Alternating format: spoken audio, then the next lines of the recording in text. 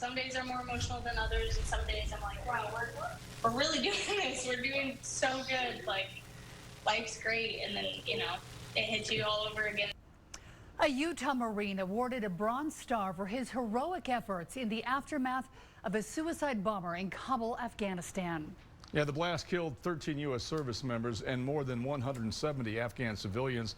Sergeant Wyatt Wilson was gravely injured but risked his own life to save a fellow Marine. And in tonight's Heidi Hatch's Heroes, I sit down with Justice and Wyatt Wilson as they talk for the first time about how the U.S. exit from Afghanistan changed their lives forever.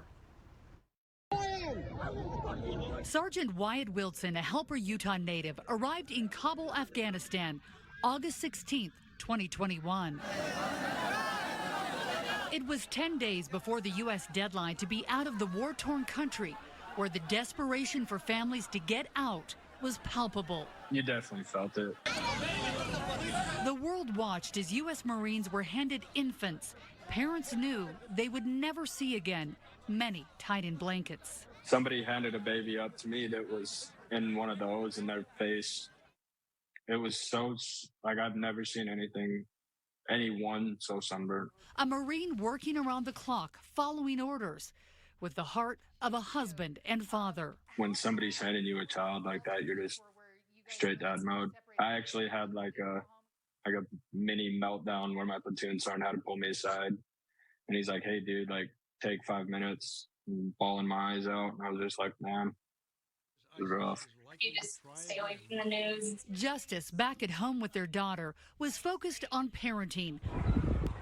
Unaware of the blast at Abbey Gate, just yards from where her husband was frantically working to save lives. I originally thought I was hit in the face because that's where the big dust cloud was.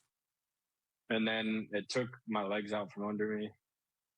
And I could hear my squad leader yelling. There were screams, panic, and the noise from the crushing crowd as Wilson tried to drag himself to a hole in the fence in safety. So I was kind of crawling out of there. And then I heard Kelsey. 20-year-old Marine Corporal Kelsey Lanehart injured so badly she was paralyzed, unable to move. I tried to grab her, and it got to the point when I was trying to pull her where I was like, nah, this ain't.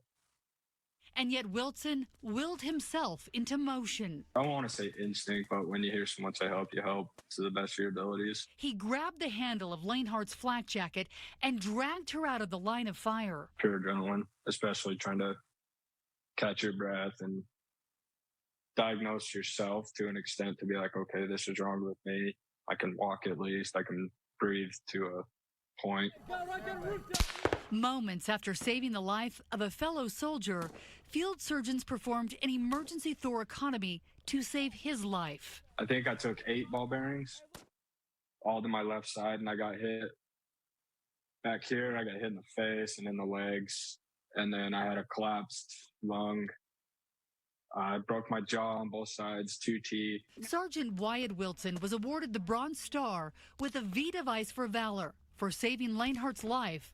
A hero by all accounts. Yes, in my eyes. Yeah, he is. And even when they were reading off everything, it was just like, yeah, this ain't it. You don't feel like you deserve it.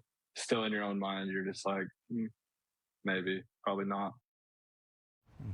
Wyatt has spent the last 18 months healing both mentally and physically with his goal of getting back into fighting shape in full duty.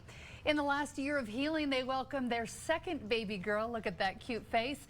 Naming her Paige Sovey after 2 of Wyatt's friends and fellow Marines he lost in Kabul, Marine Corporal Dagan Page and Marine Corpsman Max Soviak. If you know of a hero that I should be talking to, email us at heroes@KUTV.com.